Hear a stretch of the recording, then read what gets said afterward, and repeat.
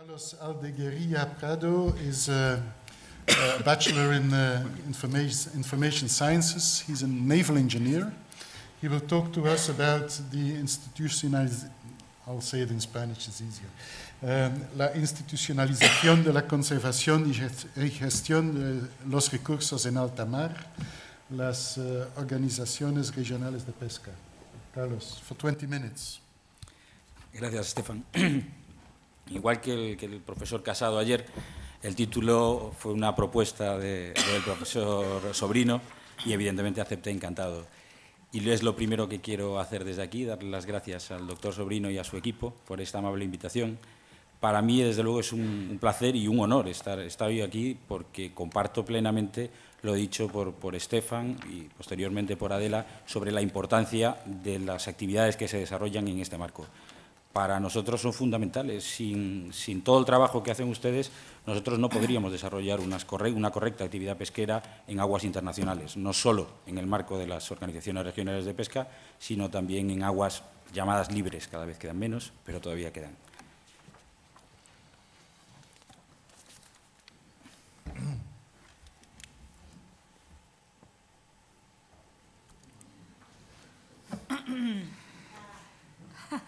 Es una pequeña declaración de intenciones, porque es evidente que la Convención de Naciones Unidas del Derecho del Mar, el Acuerdo de Nueva York del 95, complementariamente el Código de Conducta de la FAO, sus planes de acción internacionales, es el marco legal que cubre las actividades pesqueras en las ORPs. Pero en una sala donde están los mejores expertos de Europa, pues me parece ridículo y osado tratar incluso de tocar el tema. Mi presentación será puramente práctica. Y pretendo cubrir dos ideas principales. Una, avanzar sobre qué es una ORP, su estructura, su funcionamiento, sus objetivos, y una segunda, que es donde entra su trabajo, que son los retos actuales, tanto en el marco de Naciones Unidas y FAO, como en el marco de las propias ORPs, y cuáles son las perspectivas de futuro, siempre desde la visión de la industria y las ONGs. Comentaba Stefan al principio que trabajo en un consejo consultivo. Así es, nuestra misión es asesorar en temas de pesca de larga distancia a la Comisión Europea, pero la peculiaridad de este consejo es que está formado no solamente por la industria, sino también por las ONGs o redes de mujeres o incluso sindicatos, con lo cual la riqueza tan brutal que tenemos pues también ayuda mucho a que los acuerdos, cuando se consiguen, tengan un gran valor.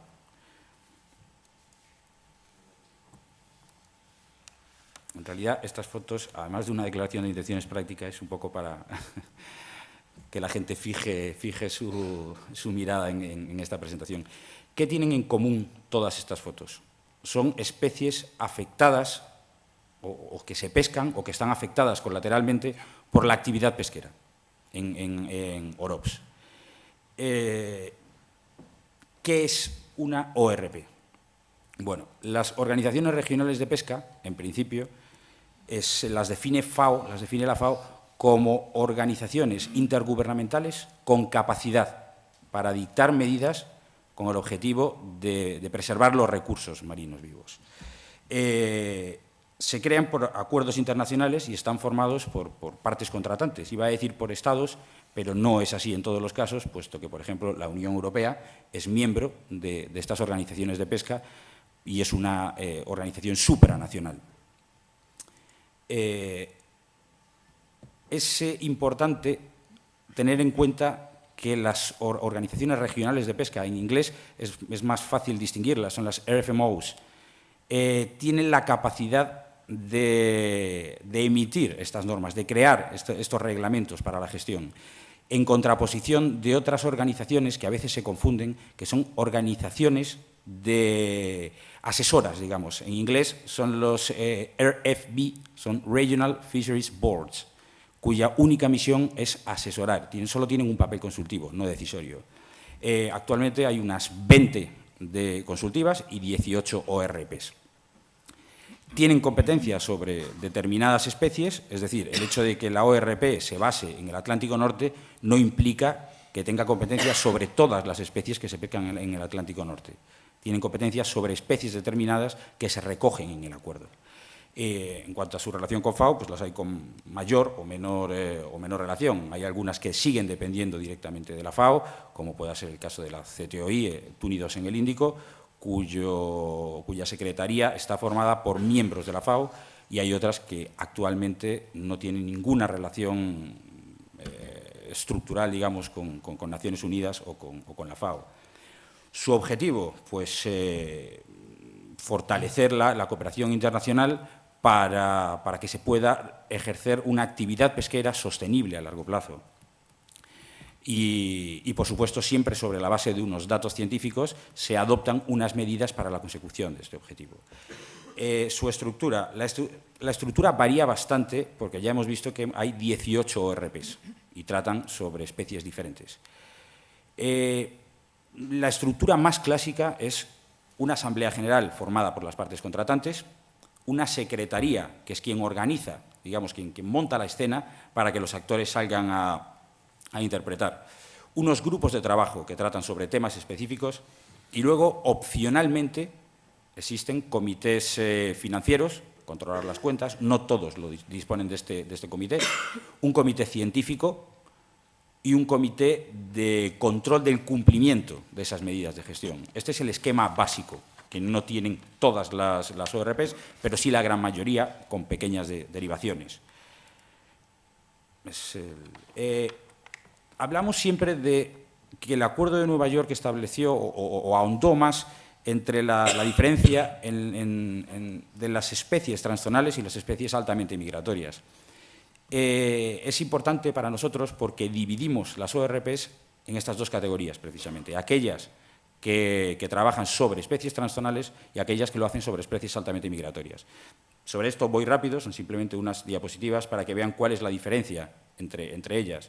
Especies transzonales, simplemente desde una zona económica exclusiva hasta alta mar, donde puede haber una mayor abundancia en la zona económica exclusiva o en alta mar, o incluso que llegue hasta una tercera zona económica exclusiva, o en países costeros adjuntos, pues que compartan en sus aguas un stock determinado que esté o no esté en alta mar, o sea, es transzonal, pasa de una zona a otra.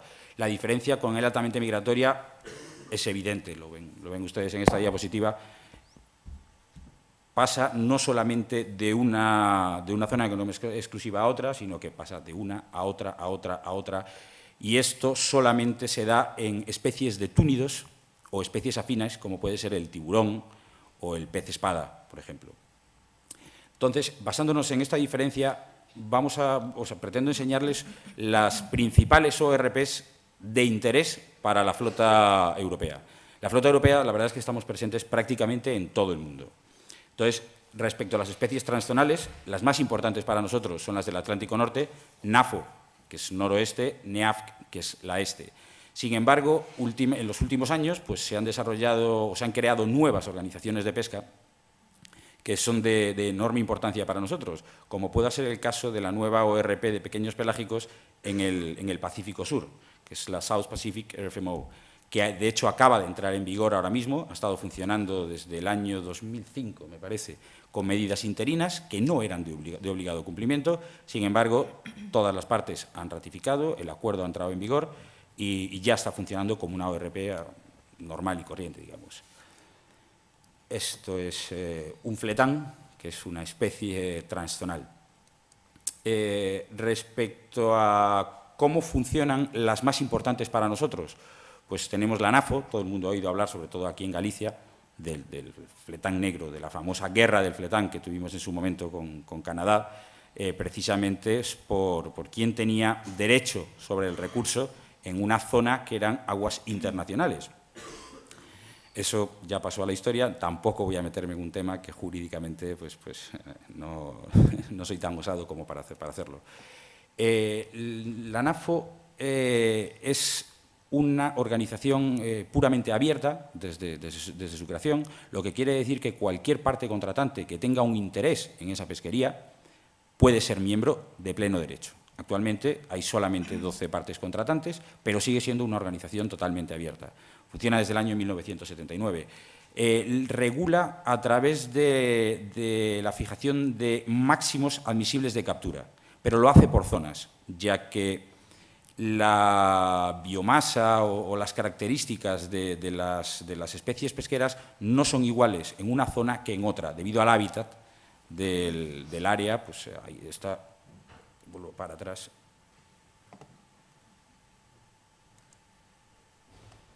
Debido a que, aquí pueden ver en la zona 3, por ejemplo, la 3 Oscar, la 3 November, la 3 Lima, el hábitat es diferente, los fondos son diferentes y la pesquería en algunos casos también es diferente, con lo cual puede ser que se permita la pesca de camarón en la 3LO, sin embargo, en la 3N no se permite porque en esa zona el stock ha sido sobreexplotado, con lo cual por ello lo hacen según las áreas. Su estructura pues, se asemeja bastante a la estructura clásica de la que hablábamos antes. Tiene un consejo científico propio que trabaja bajo petición del Comité de Pesquerías. Como algo extraordinario, tiene una asamblea general o un consejo general cuya misión es básicamente las relaciones tanto con organismos externos a la ANAFO como las relaciones con las partes contratantes internas de la ANAFO. Y ahí entra lo que comentaba antes Estefan de la pacificación, que es básicamente pues, tratar de llegar a consenso siempre entre todas las partes. Tiene base en Escocia, en Dartmouth. Respecto a la NEAFC, están enfrentadas, una es la zona oeste del Atlántico, del Atlántico Norte, la otra es la zona este, y tiene varias diferencias. Por ejemplo, ayer hablaba con una persona que va a hacer una comunicación más tarde sobre el carácter abierto o cerrado de las ORPs. Teóricamente, tras la entrada en vigor del Acuerdo de Nueva York, es obligatorio que toda parte que tenga algún tipo de interés pueda ser miembro de esa ORP. Y teóricamente es cierto. En la práctica, la NEAFC siempre fue una organización cerrada, tenía 6 miembros, contando como miembro algún Estado miembro de la Unión Europea que todavía no se había unido. Actualmente son 5 partes contratantes por este motivo, porque se han integrado en la Unión Europea, pero sin embargo hay 3 partes que tienen intención y tienen interés en participar en la NEAFC, pero no se les da el estatus de parte contratante porque el acuerdo de la NEAFC, el acuerdo de creación de la NEAFC no lo contempla. Están en fase de modificación, pero todavía no se ha modificado. Entonces entra aquí el famoso término de creeping jurisdiction. Respecto a las especies que regulan, también hay una diferencia. En la NAFO veíamos que el comité científico actuaba bajo petición y fijaba totales admisibles de captura. En la NEAFC hay distintos tipos de pesquería, es más variado, y además de utilizar este sistema de control, utilizan otro que es el esfuerzo pesquero, días de pesca en la mar, por ejemplo, como pasa con el camarón. Su estructura pues, también se adecúa bastante a lo que habíamos visto en el esquema general, pero tiene una característica muy peculiar, que es que no tiene un consejo científico propio. Entonces acude al Consejo Científico Internacional, que es el CIEM, el ICES. Tiene un organismo que trabaja con asuntos científicos, pero no produce ciencia. La ciencia tiene que solicitarla al organismo internacional, que es el CIEM, es el Consejo Internacional de la Exploración Marítima. Y el secretariado tiene base en Londres. Respecto a las altamente migratorias, ya había señalado antes que son básicamente especies de túnidos, son túnidos y distintas especies afines.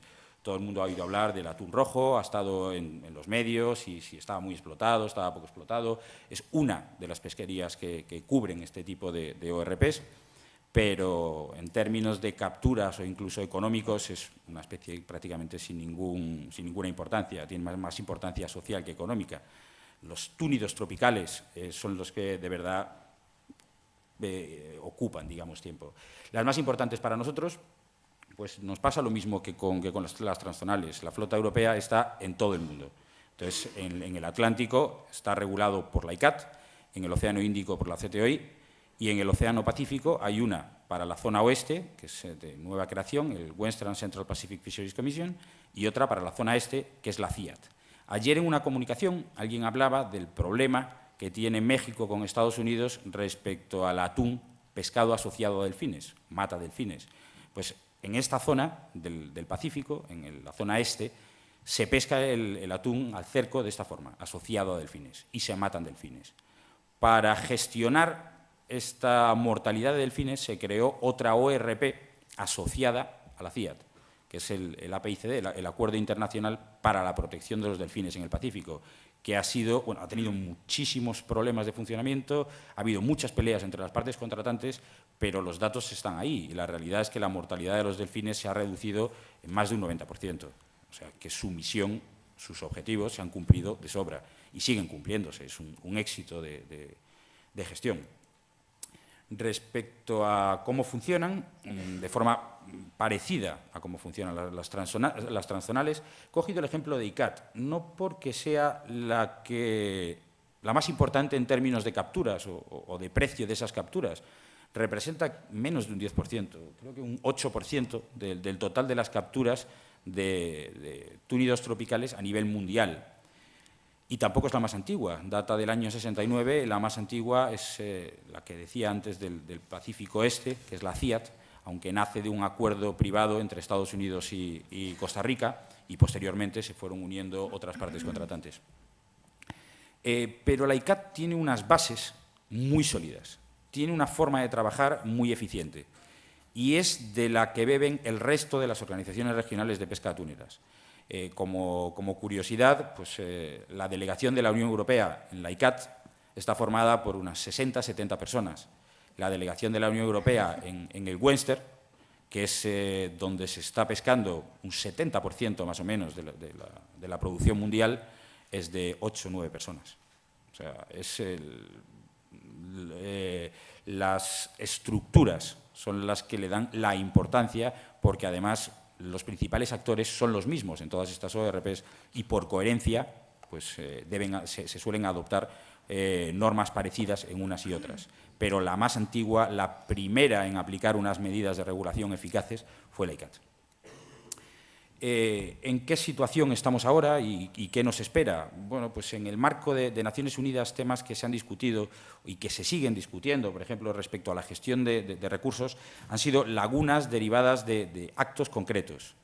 Por ejemplo, volviendo otra vez al atún rojo, hubo un movimiento de la sociedad civil de rechazo a cómo estaba gestionando la ICAT el atún rojo.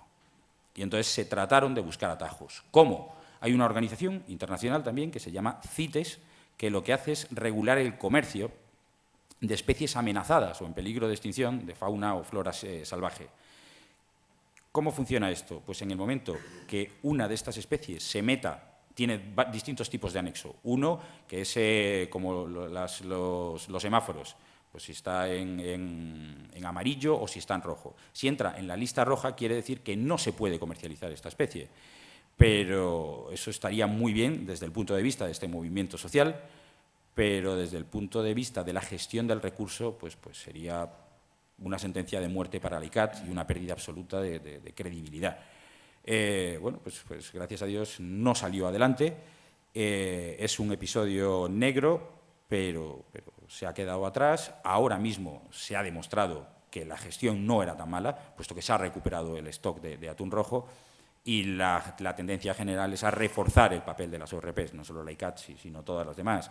Tenemos otro caso que además ocupa mucho tiempo en el marco de Naciones Unidas, que es el problema entre las Malvinas y Argentina. Es una zona pesquera importante, donde los europeos estamos desde hace mucho tiempo, pero no hay, hoy por hoy no hay visos de que pueda crearse una organización regional de pesca ahí. Es prácticamente imposible, puesto que las relaciones entre el Reino Unido y Argentina están rotas.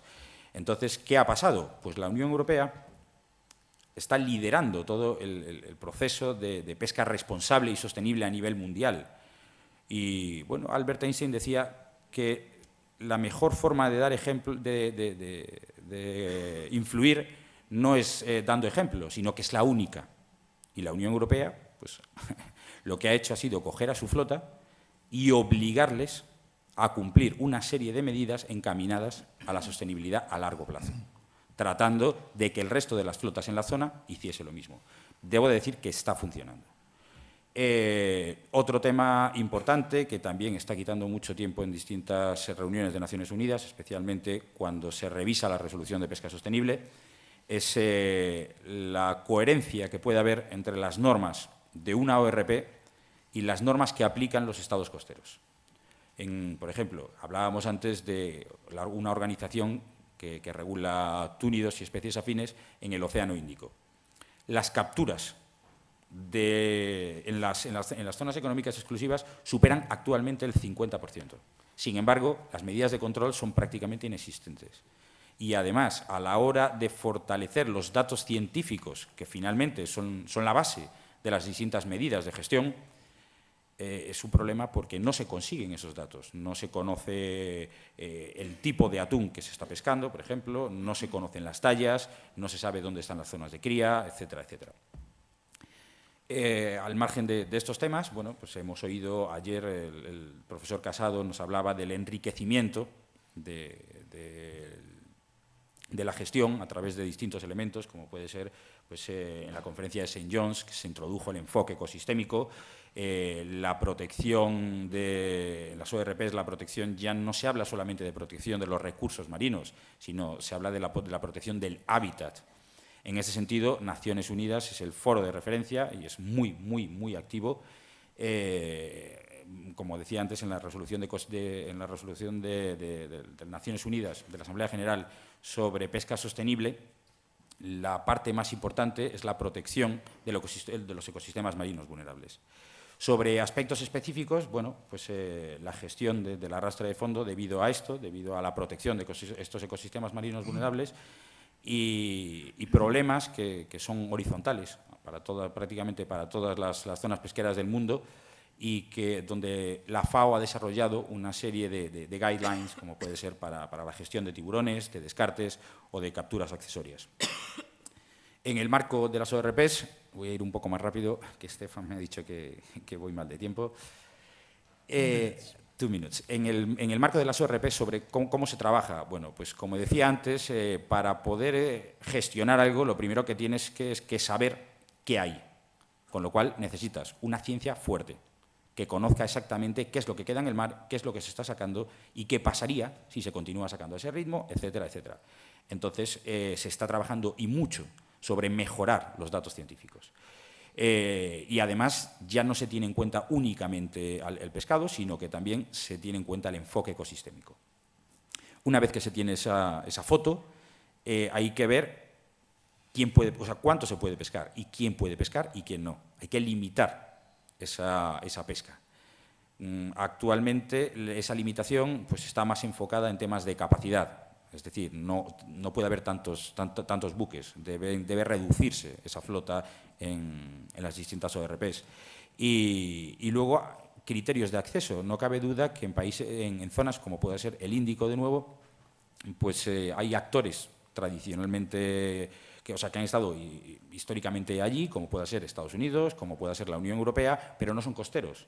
Los costeros dicen, muy bien, ustedes han sido ricos, ustedes llevan aquí mucho tiempo y han desarrollado una pesquería. Pero, ojo, yo soy un Estado costero y tengo mis legítimos derechos para desarrollar mi pesquería también aquí. Bueno, es un tema importante que está bajo discusión. Pero, de todas formas, es muy bonito poner todas las normas del mundo, pero si no se cumplen, no sirven para nada. Con lo cual, se está viendo cómo puede mejorarse este control, este cumplimiento. Uno de los principales aspectos respecto a este control pueden ser medidas encaminadas al control del mercado. ¿Cómo? Pues a través de documentos estadísticos. Usted tiene un documento estadístico validado por su país y por la ORP correspondiente, sí tiene derecho a coger ese pescado. Hay básicamente 3 mercados mundiales, por ejemplo, en el caso del atún, que son Japón, Estados Unidos y la Unión Europea. Si quieres hacer dinero, si quieres ser rentable con el ejercicio de la pesca, tienes que acudir a estos 3 mercados. Hoy en día, si estás haciendo pesca ilegal, no puedes entrar, o teóricamente no puedes entrar. Además, hay temas horizontales, como pueda ser la optimización de los recursos. La ciencia es muy cara, tremendamente cara. Entonces, lo que se estudia en el Océano Índico puede ser aplicable en el Océano Pacífico. Lo que hay que buscar es puntos en común puntos en común y optimizar unos recursos que cada vez son más escasos. Esto se ha hecho también en el tema de los atuneros a través del llamado proceso de COBE, donde todas las ORPs que trabajan sobre aspectos atuneros han buscado estas líneas comunes y compartir las mejores prácticas posibles. En definitiva, bueno, pues que actualmente hay un consenso en reforzar estas ORPs y hay determinadas cosas sobre las que trabajar, como pueda ser estados más comprometidos, mejorar la ciencia, apostar por una investigación aplicada. Los científicos europeos es una especie en vías de extinción, puesto que los japoneses o los americanos, cuando se incluyen en las delegaciones para participar en estas ORPs, les cuenta académicamente. Sin embargo, los europeos no. Con lo cual, si yo soy un científico que trabajo en el Instituto Español de Oceanografía y me dedico a estudiar el fondo y me da puntos académicamente, sin embargo, me dedico a asesorar a la Unión Europea o a mi país en temas de pesca, voy a ser el último en el escalafón. Esto es un problema, no solo en España, sino también en otros países, como pueda ser Francia, y sobre el que la Unión Europea es consciente y se está trabajando. Por último, simplemente, como yo represento a una organización que agrupa a industria y a ONGs, bueno, hay también un movimiento social para crear una red de sociedad civil paralela a todas estas ORPs. Y siento haberme pasado de tiempo.